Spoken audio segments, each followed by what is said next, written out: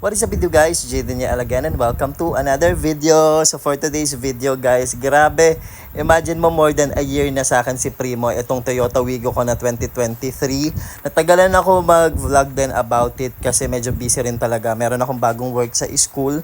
Kaya yon. Pero this time, since more than a year na sa akin si Primo, i-review ko siya. I'll share my thoughts. So, The way your body syncopates, you're driving me crazy. So yes guys, you've heard it right, more than a year na sa akin si Primo. Actually to be exact, lagpas na nga kasi March ko siya nakuha. Ano na tayo ngayon? August, no? So more than a year, parang 1 year siya, and April, May, June, July, August. 1 year and 5 months na. Matagal ko nang pinaplano gumawa ng content about me owning a Toyota Wigo 2023 for more than a year, no?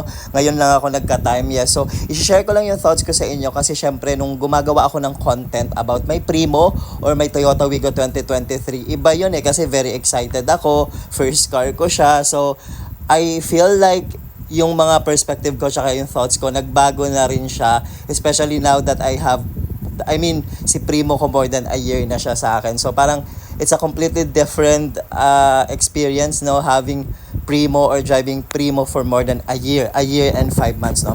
Syempre, marami na rin ako mga napansin na hindi lang siya issue pero siguro mas yun nga, nagbago lang talaga yung perspective ko kasi iba rin talaga pag dinadrive mo na siya more than a year.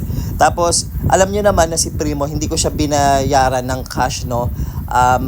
Actually, meron akong video about sa cash mong bibilhin yung sasakyan mo or maglo-loan ka sa bank kasi alam naman natin available din yung mga loan sa bank, and you guys know that I opted to go for a bank loan kasi syempre para din hindi mabigat sa bulsa, no.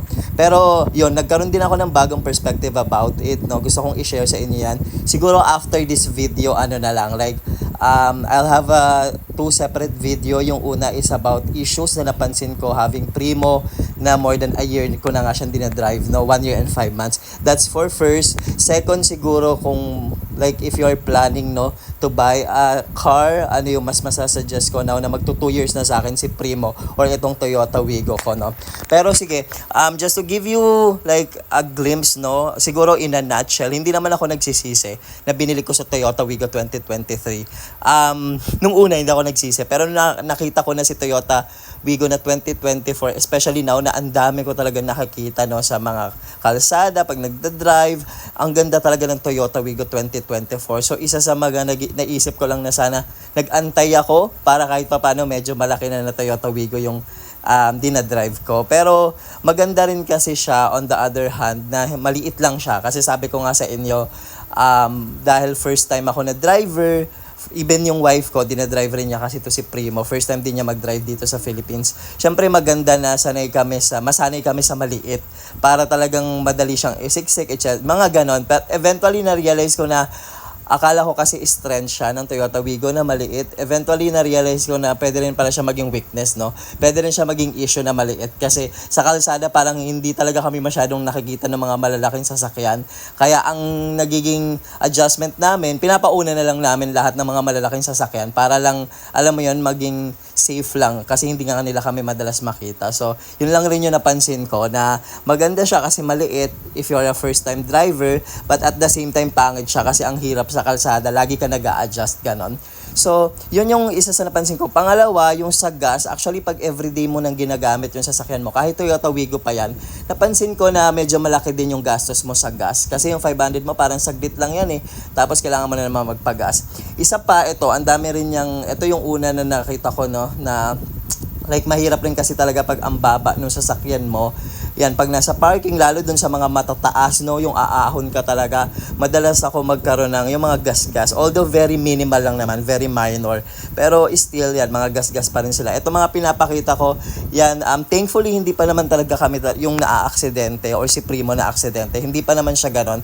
Pero yun nga, dahil sa maliit siya minsan, pag sa mga parking, ayan, yung mga nasisira lang siya. Tapos may time din na parang may motor ako na nabangga. Buti na lang, mabait yung may-ari. Tsaka wala naman kasi nangyari sa motor niya. Pero yan, medyo na may gas-gas lang rin siyang konti, ganon.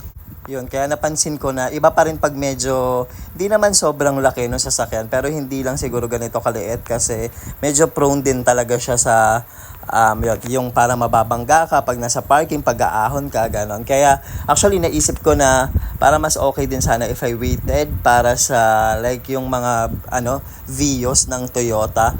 Although sabi ko nga parang okay din talaga yung Toyota Wigo na 2024 yung pinakabago kasi 'di ba parang Vios na rin siya.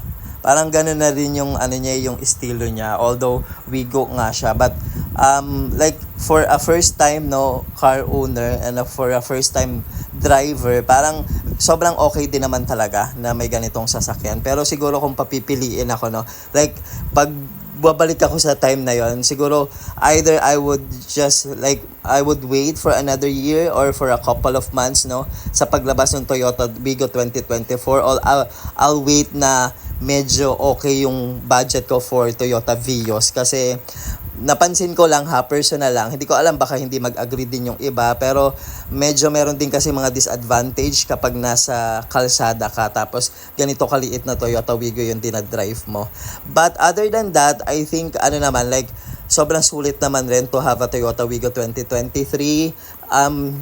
Syempre kasi 'di ba, kung ang concern mo lang naman yung mapunta ka, 'di ba, parang from your place sa bahay mo going to your work, hindi naman ka bibiguin ito kasi 'di ba ganun lang naman ano bang use or purpose ng sasakyan, 'di ba? Andyan lang naman yan, especially in a country like Philippines na sobrang ewan na lang yung transportation system natin, parang mahalaga na meron kang private car para hindi ka nahahassle sa traffic, hindi ka nahahassle sa pag-commute. Siyempre, uubra pa rin talaga tong si Toyota Wigo. Kasi actually, ito naman si Toyota Wigo 2023 mukha lang siyang parang anliit talaga, Kasi parang anliit niya, maiksi siya, ganon.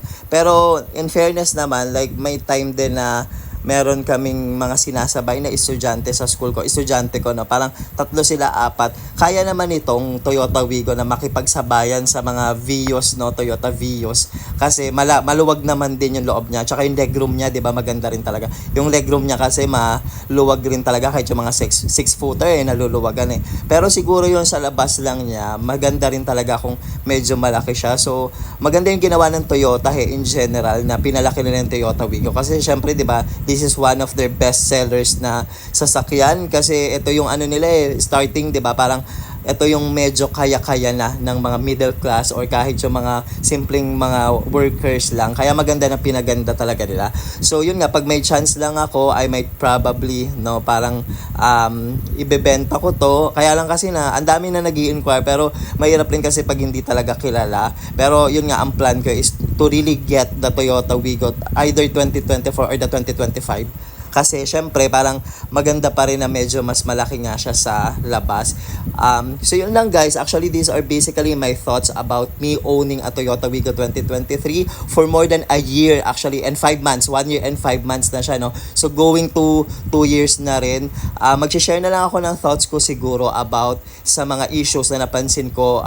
Iisa-isahin ko pa siya in a separate video, and also yung issue ko with bank loans, Kasi medyo may experience lang ako na di maganda, i-share ko in a separate video. And yeah, that's all guys. Overall, I'm proud to be an owner of Toyota Wigo 2023. Don't get me wrong guys. Super happy ako and super proud ako of me as a first time car owner, having a Toyota Wigo 2023.